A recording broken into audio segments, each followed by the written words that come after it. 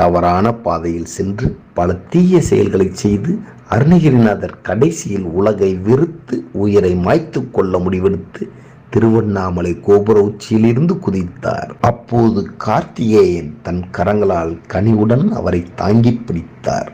தன் கருணை பாதங்களை காட்டி அவரை ஆட்கொண்டார் முருகன். அருணகிரிநாதரிடம் சும்மா இரு, சொல் அற என்று மௌன உபதேசத்தை முருகன் அருளினார். நிர்விகற்ப சமாதியில் வீற்றிருக்கும் அவர் முன் மயில் மீது தோன்றி உலகம் உய்ய திருப்புகழ் பாடு என்று கட்டளையிட்டான் கந்தன்.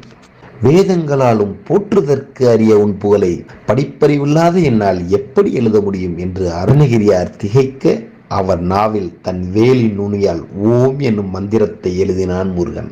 செந்தமிழ்நாதனான முருகன் முத்தை தரு என்று அடியெடுத்து கொடுக்க கடல் மடை திறந்த வெள்ளம் போல் திருப்புகழ் பொங்கி பிரவாகம் எடுத்தது. அதோ